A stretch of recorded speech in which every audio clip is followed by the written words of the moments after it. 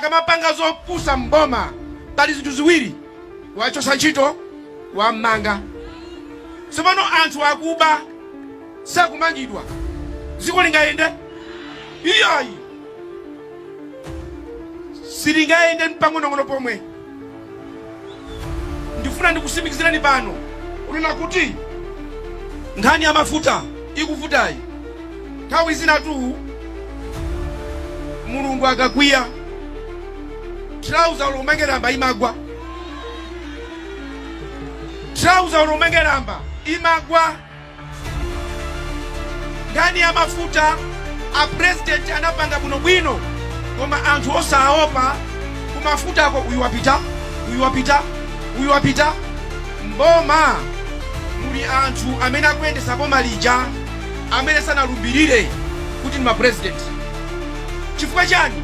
Amaziona kuti ifeyo a president timaziwana nawo, ifeyo ndi achipani chakuti mwafusa nkhani zokuza na 500 miliyoni, half million ya mwana zimene zamdalemba sine iyayi.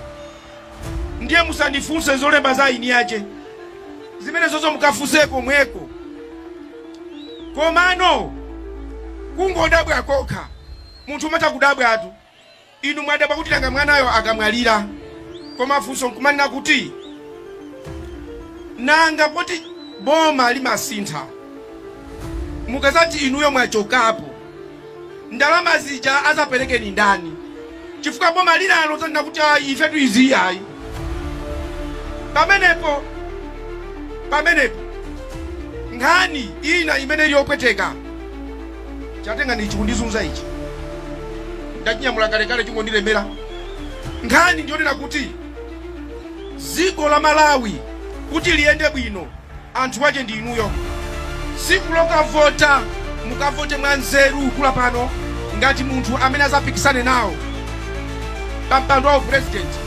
Mazulo pano ndikulankhula ndi chipani china chake ndachita kwayimbira kuti kodi inu aliyense apita paika mitu yathu ikugwira ndi anena kuti ayi chuzi ndikubwera, ndatibwera mawa ndikukumana ndi president wina wa chipani chachikulu kukambirana.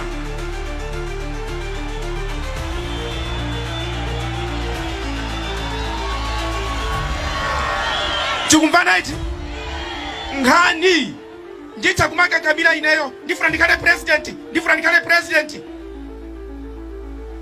pa 16 ipo ine osafikapo. Nkhani yayikulu isakhale ya Micheal usi, nkhani yayikulu ikhale mavuto mmati mukakhala nyumbamo mmavutika. Tikamati pakhomo panu ndiye moyo wanu. Aliyense wali apa akafika kwawo ngati ulibe bulangete zikaoneka kuti komweko, ulibe chakudya zikaoneka kuti komweko.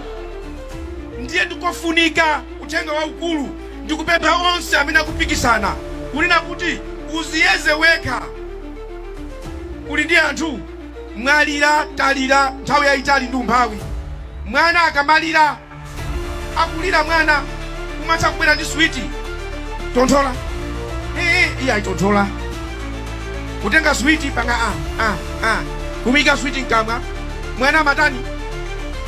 Tsopano munthu wamkulu wa ndevu zache akulira iyo utenge switi kuti panga asekula kukamwa.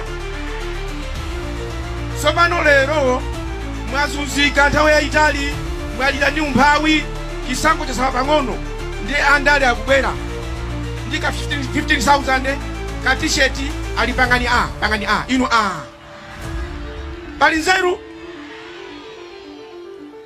Nthawi ino ndiyoti mukavote mwanzeru. Nkhani ina fetereza ine ndili komweko achakwera ananena dizona tifuna fetereza mugule nthawi yake yokwanira.